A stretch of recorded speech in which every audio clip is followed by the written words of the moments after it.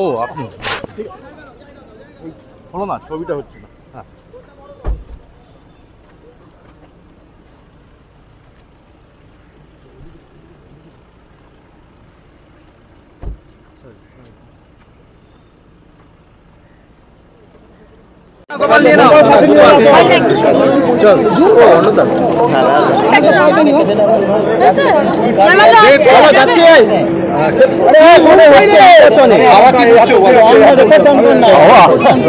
গরম বেড়েছে, এই বৃষ্টির অপেক্ষা।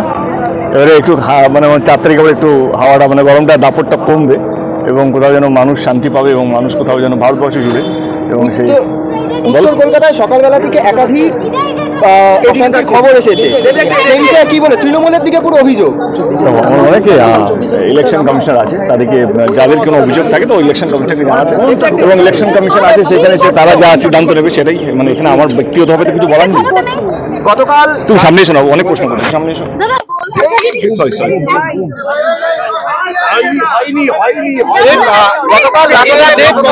তুমি তোমার ভোটে কথা বলে এখানে কেমন পরিবেশ দেখলে এবং ডেমোক্রেটিক রাইট প্রয়োগ করে তুমি কি বলবে? প্লাস এটা মহিলা বুথ, এটা মহিলা দ্বারা পরিচালিত একটা definitely it's a great thing. আমার মনে হয় কি আমি তো সবসময় বলি কি আমাদের দেশের মধ্যে যে ডেমোক্রেসি, মানে এত কোটি মানুষকে নিয়ে একটা ইলেকশন করানো, এটা is not a easy job.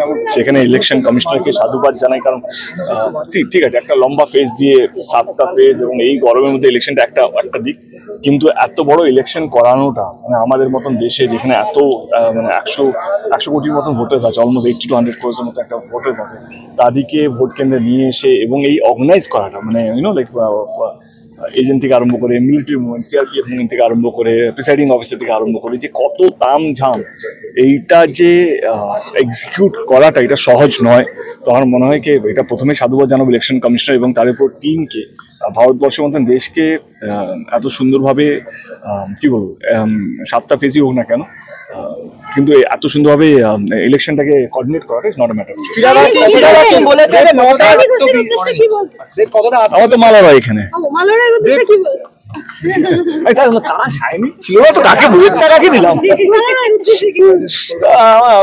আমি চাই কি মালাদি জিতুক, আবার আমিও যেন জিতি এবং আমরা লাস্ট টাইম একসাথে কালিগি ছিলাম এবং মালাদির সঙ্গে আমার খুব ভালো সম্পর্ক এবং আমি চাই মালাদি আবার জিতুক, কারণ প্রচুর কাজ করে ভদ্রমহিলা।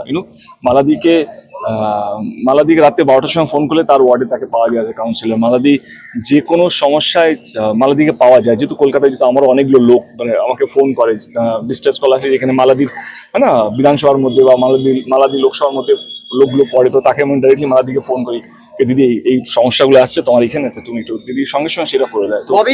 তো সেটা ডেফিনেটলি গ্রেট থিং। নটা লোকসভা কেন্দ্রে 9টাই ওভারঅল তৃণমূলের আজকে আমি আবার বলছি এটা লিখে রাখুন, আমার কোথাও যেন মনে হয় 2019-এ যা তৃণমূল কংগ্রেস ফল করেছিল তার থেকে অনেক গুণ বেটার সিট ওয়াইজ এবং পার্সেন্টেজ অফ ভোটার ওয়াইজে আমরা দেখতে চলেছি। কারণ আমি পুরো বাংলা জুড়ে ঘুরেছি এবং কোথাও যেন এইবারে অন্তত বাংলা, যেহেতু আমি বাংলার বাইরে জানি তো বলতে পারবো না, যার নলেজ আছে আমার নিউজ বা পোর্টাল দেখে ইউটিউব দেখে, কিন্তু বাংলার কথা এইটুকু বলতে পারি কি 2019-এ যা ফল করেছিল 22টা সিট, সেখান থেকে মার্জিনটা বাড়তে চলেছে, সিটের মার্জিনটা এবং পার্সেন্টেজ অফ ভোটার্সও বাড়তে চলেছে। ববি হাকিম একটু আগে বলেছে যে 9টি লোকসভা কেন্দ্রে আজকে নির্বাচন হচ্ছে, 9টি তৃণমূল পাবে এবং অভিষেক ব্যানার্জি আগে বলেছিলেন তিনি 23টা পাবেন। তো তোমার কি মনে হচ্ছে? আমি তো বললাম আগের থেকে ভালো হবে, মানে 2019-এ যা নির্বাচন, আমরা তো আমার আগের রিপোর্ট কার্ড থেকে তুলনা করি, আমাদের লাস্ট রিপোর্ট কার্ড হচ্ছে 2019-এর, তো 2019-এর রিপোর্ট কার্ডে আমরা 22টা সিট পেয়েছিলাম, যেটা আমরা কেউ এক্সপেক্ট করিনি। কিন্তু এইবারে আমার মনে হয় কি বাংলা জুড়ে তৃণমূলের কর্মীরা, নেতারা বুথ লেভেলে যেভাবে কাজ করেছে, ঘরে ঘরে যেভাবে প্রচার করেছে এবং 2021-এর পর আমাদের সরকার মানে দিদির সরকার যেভাবে প্রকল্পের মাধ্যমে মানুষের সাহায্য করেছে, মানুষের পাশে দাঁড়িয়েছে, সাধারণ মানুষ গরিব মানুষের জন্য, আমার মনে হয় কি সেই সমস্ত ভোটগুলো, সেই সমস্ত বিশ্বাসগুলো ভোটের মাধ্যমে তৃণমূল কংগ্রেসের গতকাল আইএসএফ